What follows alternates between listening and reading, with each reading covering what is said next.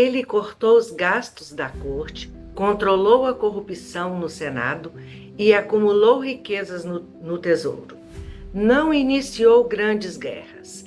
Preferiu proteger as fronteiras no Reno e no Danúbio. Governava com frieza, mas com eficiência. Eu sou Maria Bissaro e vou te contar essa história. No ano 14 depois de Cristo, Roma perdia seu primeiro imperador, Augusto. O império estava consolidado, mas a sucessão ainda era um desafio. O Senado, as legiões e o povo olhavam para Tibério, um general experiente, mas distante da figura carismática do antecessor. Era o início de um governo que misturaria eficiência e desconfiança, rigor e paranoia. Após a morte de Augusto, em 14 depois de Cristo, Roma enfrentava o grande desafio de manter a estabilidade do novo sistema imperial. A República havia se tornado uma fachada e o Império precisava de continuidade. Mas o herdeiro escolhido, Tibério, era tudo menos um sucessor entusiasmado. Filho de Lívia Drusa, esposa de Augusto, Tibério já era um experiente general. No entanto, sua relação com o padrasto foi sempre marcada pela distância e pela desconfiança. Tibério nasceu em 42 a.C., na poderosa linhagem da família dos Cláudia, uma das mais antigas de Roma. Com a adoção feita por Augusto, tornou-se oficialmente Tibério Júlio César. Embora relutante, aceitou o papel de sucessor, pressionado pela mãe e pela ausência de herdeiros direto de Augusto. Em relação à vida pessoal de Tibério e de acordo com o historiador Suetônio, Tibério teria sido forçado a separar-se de sua amada esposa Agripina para se casar com Júlia, filha de Augusto. Fato que abalou profundamente seu estado emocional, condição imposta por Augusto para tornar Tibério o enteado rejeitado em seu herdeiro. Nas palavras de Suetônio, abre aspas, teve dela um filho Druso e, não obstante, disse bem com a mulher e tê-la novamente engravidado. Viu-se forçado a repudiá-la e casar-se a toda pressa com Júlia, filha de Augusto. Fecha aspas. Assim, Tibério assumiu o trono já com 56 anos de idade, trazendo ao império uma personalidade mais reservada, rígida e sombria. Apesar da forma negativa que o cercava, Tibério manteve a máquina imperial funcionando com eficiência. Preservou as instituições republicanas, foi cauteloso nos gastos públicos, acumulando recursos para o tesouro romano. Promoveu a moralidade pública e tentou controlar os excessos da elite senatorial. Deu continuidade à política expansionista de Augusto nas fronteiras do Reno e do Danúbio. Mas sua cautela foi interpretada como frieza. Com o tempo, a sua aversão à vida pública aumentou e ele foi se afastando.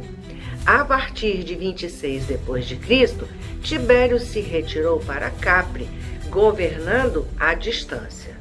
Enquanto em Capri, o imperador triste se lançou à vida mundana, recheada de orgias e abusos sexuais, tendo por companhia o jovem Calígula, filho de Germânico, que por sua vez era sobrinho de Augusto e que teria sua família assassinada a mando de Tibério.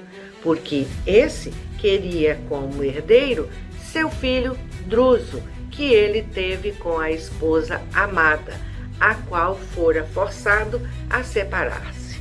Porém, Druso também morreu misteriosamente, e Calígula ficou sendo a única opção de suceder a Tibério.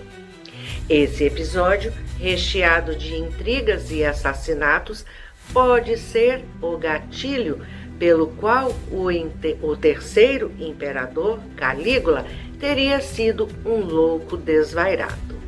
Mas, voltando a Roma, Séjano, comandante da guarda pretoriana, passou a agir com poder absoluto, na ausência do imperador que estava em Capri, instaurando um clima de perseguições e terror político.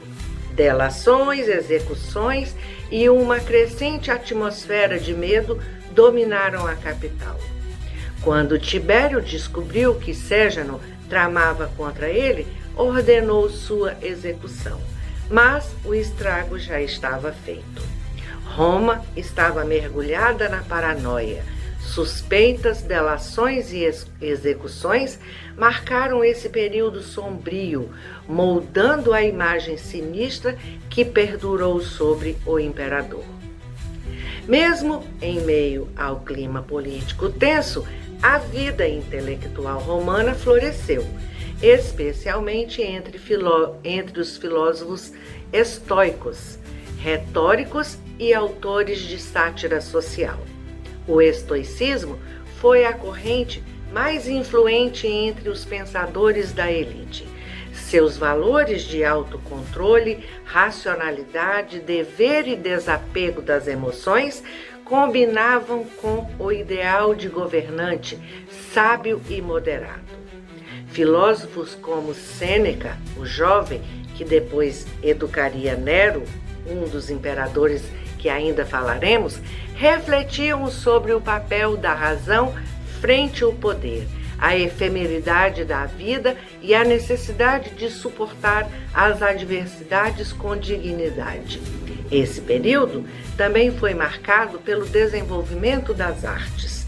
Na escultura imperial, seguia os moldes do classicismo augustano, austeridade, idealização e imponência. A literatura continuava valorizando a retórica e os temas mitológicos e morais, com destaque para Ovídio, banido por Augusto, mas ainda tido sob Tibério. E a arquitetura manteve o legado de Augusto, com construções públicas, mas sem grandes inovações marcantes, com foco na manutenção de vias, aquedutos e templos.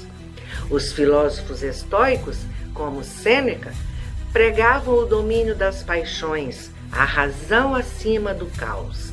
O imperador solitário em Capri era o reflexo vivo desse ideal, frio, racional, distanciado. Mas até a razão tem limites. Tibério morreu em 37 d.C., aos 77 anos, cercado por suspeitas.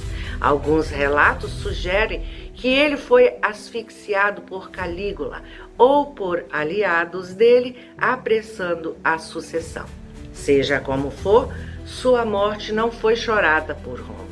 Ele manteve o império forte, mas sem brilho e a popularidade de Augusto. Seu legado permanece ambíguo entre a razão de um administrador frio e os excessos de um exilado em Capri. Sua frieza e seu estilo reservado o tornaram impopular. Ele evitava aparições públicas, rejeitava bajulações e não buscava o amor do povo, o que aumentava os boatos e a desconfiança. É importante que eu introduza uma questão que será abordada em profundidade nos próximos episódios: o cristianismo. Durante o governo do imperador Tibério, que foi de 14 a 37 d.C., não houve uma perseguição sistemática aos cristãos, como ocorreu em períodos posteriores do Império Romano, especialmente sob Nero e Domiciano. Isso se deve a alguns fatores importantes. No tempo de Tibério, o cristianismo estava em fase inicial e era visto na maior parte do império como uma seita judaica. Jesus havia sido crucificado por volta de 30 depois de Cristo e seus seguidores ainda eram poucos e concentrados na Judéia. O movimento cristão não era ainda considerado uma ameaça política ou religiosa significativa. O historiador cristão Tertuliano, do século II, embora escrevendo muito tempo depois, afirmou que Tibério teria recebido um relatório favorável sobre Jesus e até proposto que ele fosse incluído entre os deuses romanos, algo que o Senado rejeitou. Porém, essa informação é considerada controversa e sem confirmação arqueológica ou documental sólida. Os conflitos religiosos na Judéia estavam mais ligados a tensões entre judeus e autoridades romanas. As autoridades imperiais estavam mais focadas na estabilidade política do Oriente do que em pequenos grupos religiosos dissidentes.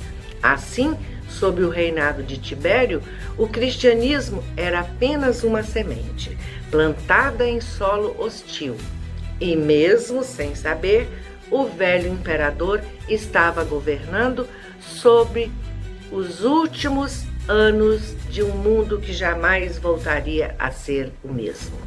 Para finalizar, Tibério foi um dos imperadores mais competentes do ponto de vista administrativo. Roma teve em Tibério um administrador hábil, mas não um líder amado. Sua história é um retrato do preço da razão quando falta o calor da empatia. No próximo episódio, falaremos sobre Calígula, o imperador maldito. Inscreva-se no canal, curta, compartilhe, a história merece ser contada. Obrigada por assistir.